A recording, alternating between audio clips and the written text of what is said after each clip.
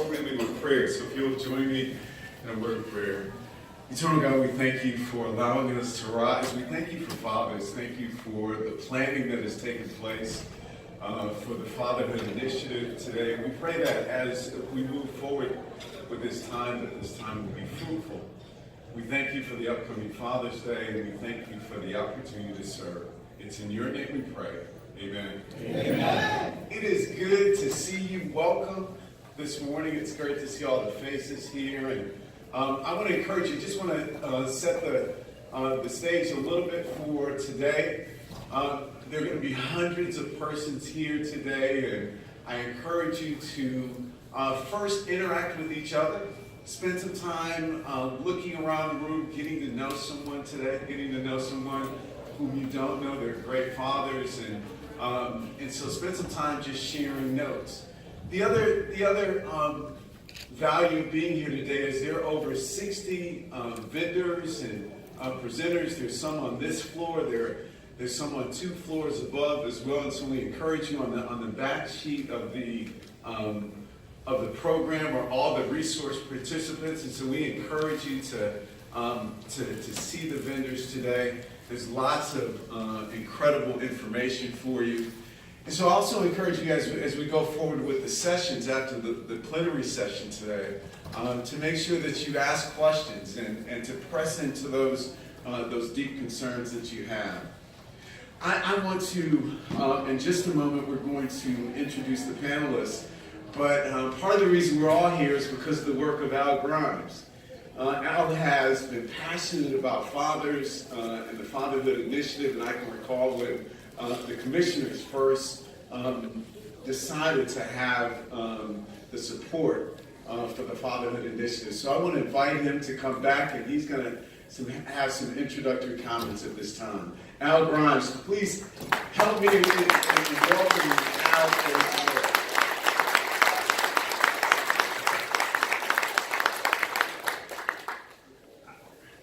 I'm going to give a brief PowerPoint presentation just so you guys can see a little bit of the work of the Fatherhood Initiative and why we do what we do to serve fathers in the county. A couple of highlights of what we've accomplished. But first I want to say to the audience, over the last 14 years, you guys have been incredible in coming to this conference every year. There are some fathers in the audience that have been to each of the 14 conferences that we've had. So give yourselves a big hand.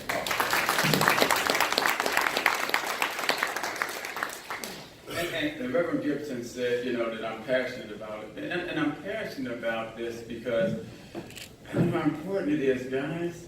And it gets more and more important every year. Every year.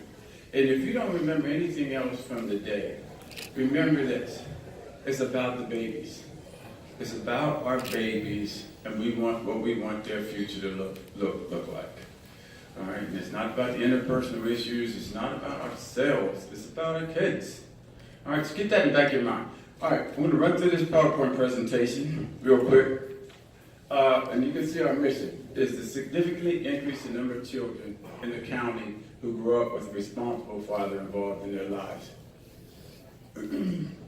We have the largest Fatherhood Initiative in Cuyahoga, in the state of Ohio, and probably one of the largest ones in the country. I'm fortunate enough to be a keynote speaker in San Francisco next Friday, and then again in Austin, Texas, the Friday after that. And that's only because of the work that you guys have done in Cuyahoga County. We seek to strengthen families in our community by encouraging fathers to be nurturing dads and be involved in their children's lives. The other key thing about this slide is 44% of children in Cuyahoga County are growing up in single-parent households now. In the city of Cleveland, that's more like 68%. 4 goals.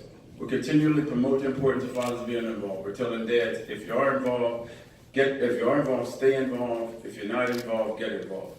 The second thing we do, we try to make sure that when you come to our county for services, you're treated in a father-friendly manner. Whether it's juvenile court, whether it's domestic court, whether it's child support, both parents are treated equally. The third thing we do is we fund programs that help fathers be there not only financially for their children, but emotionally. We can be there all day with the dollars, but if we're not there when they need somebody to talk to, something's missing. We can be high-fiving the best friends and, boys, all we want to, but the child's got to eat. So there's got to be a balance there. And finally, we have a conference to celebrate healthy father-child relationships. 44% of children in the United States now grow up without a biological father. Tim, I'm going to skip some of these things. Why do we do what we do? We know when dads are involved, children are less likely to drop out of school, less likely to commit suicide, less likely to go to jail, less likely to become teen parents. All the research says that when fathers are involved, children live a more positive and productive life. So, and the other thing is, when I was talking about strengthening families, having dads involved strengthens the family stability, and that's what kids are looking for, is stability. Some of the things we try to do: build parenting skills, prevent premature fatherhood, reconcile fathers with their families. What I want to add about this is in no way is the Fatherhood Initiative anti-mom. I'd be hypocritical if I said that a father is more important to a child than a mom. That's not the case. We want both parents involved. These are the programs that we currently fund. Our Public Awareness Campaign, Jobs for Dads, Dads Count at the Children's Museum, three job training and placement programs, the Rising Above, Towards Employment, and Passages, a Strong Fathers Program at Murders Taylor, Boot Camp for New Dads at hospitals, Healthy Fathers Program. And the reason that we have this range of programs is because, like I said, we want dads to be there financially and emotionally. For the Healthy Fathers Program, for example, that Fred Knuckles heads up out of the University of Settlement. That's where we want dads involved in their children's education. We want them coming to school. We want them volunteering to help the teachers out. Once again, if I talk to a dad, he could tell me all day long about the new Jordans he bought. He'd tell me about the new Rockaware warm-up. I just got Rockaware warm-up suit. But then I might tell him, well, what did your daughter get on her last report card? Who's their best friend and why? Who's their homeroom teacher? Who's their favorite teacher? Now, if you can tell me about the Jordans, but you can't tell me about the report card, something's wrong. Something's wrong. And so that's why we have this mix of programs. We help with custody and visitation. One thing I don't want to hear dads do when they call me and say, she won't let me see my kids. Judge can tell you, if you do the right thing, that's a non-entity, okay? Do what you need to do. If you're not married, establish your legal custody and parenting rights. And it's not what he says, she says, it's what the court says. You have to do your part. If you do your part and you call me and say, hey, she won't let me see it, says, okay, she's in contempt of court. But we gotta do what we gotta do. So that's got this an overview of what we do. We have our Fatherhood Initiative. We have a great steering committee that meets on a monthly basis. Those are all of the programs that we fund. Fathers and Families Together, for example. We got a class called Cooking with Dads, and that we want dads to be able to, when they have their children, whether they're married or not, to learn how to buy healthy food. Guys, tell me, if you've got the child for the weekend, or if your wife says, hey, I'm taking off for the weekend with a girlfriend, so what's the first thing you usually do? Where do you run to? McDonald's. Not good. Not good. It's convenient. Like I said, there's a lot of stuff that's convenient, right? But it may not be the right thing.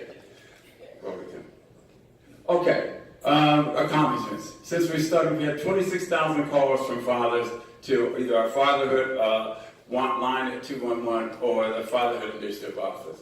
We did an audit of all of the county departments to make sure that we were father-friendly, or at least getting there. We have about 6,000 fathers that we have go through our programs a year. Another 13,000 go to our Fathers Walk to School program. Another 600 at this conference. So we service about 20,000 dads a year. So if people tell you the dads don't want to be involved, the facts show that they do want to be involved. This Top Fatherhood Conference, this is our 14th Fatherhood Conference. In the 14 years, we've had over 24,000 fathers. And this is where I want you to give yourself a hand again. 24 dads that have been to this conference.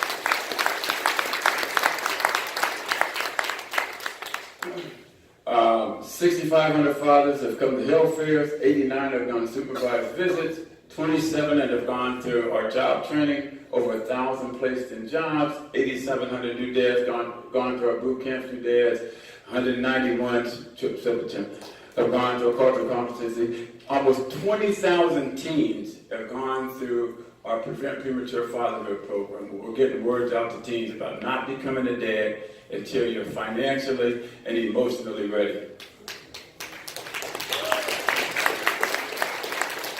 The other thing is, and you don't see that on here, but some of the side effects that we can't really, well, we can measure them financially, but because of the fact that a lot of fathers have come to our programs, they either remained out of the criminal justice system or did not go back. Because now they have something, you know, that they're tied to, that they're engaged in. I don't want to go back. I don't want to go to jail because I got my baby now. My baby's part of my life, and I don't want to screw that up. We've got about $915,000 in grants, in addition to the $1 million a year we get from the county for services. So we got national grants, we got state grants, we got the St. Luke's Foundation. So we must be doing something right. Talked about the Fatherhood Steering Committee that meets monthly, tells me, Al, this is what you're doing right, this is what you're doing wrong. I say all the time, you know, if you want to know how well I'm doing, don't ask me. Because if you don't, I'm going to tell you, I'm doing great. But ask the people around me. Ask my funded programs. Ask Judge Goldberg, Judge Floyd. Ask people around me, how well do you think the Fatherhood Initiative does? And they give us good feedback. Some of the steering committee members. Some of the community events, the Fatherhood Initiative, mortgages for dads, fathers walk to school, tours for kids, community focus groups. Return on investment. We did a return on investment, and we said that for the first 5 years, $5 million that we invested in programs, our return on investment was $121 million. And based upon, you know, keeping kids in school, finding jobs for dads, keeping kids out of the system. So, you know, people ask me, well, Al, you know, how can we afford to fund this program? My answer is, how can you afford not to fund it? How can you afford not to fund it? Remember, it's about the babies, right? Right. So I just want to summarize, you know, what we've done. You know, we followed our model to increase the number of dads that are involved in their children's lives. We've held the county departments responsible. We've offered programs for thousands and thousands of fathers, and we've had 14 fatherhood conferences. So you guys are making an impact in the lives of your children. So that's a little bit about what we've done. You will hear more from me throughout the day. You'll be able to enjoy the rest of the organizations that are here. And now I'm going to turn it over to the rest of our esteemed panel. Thank you very much.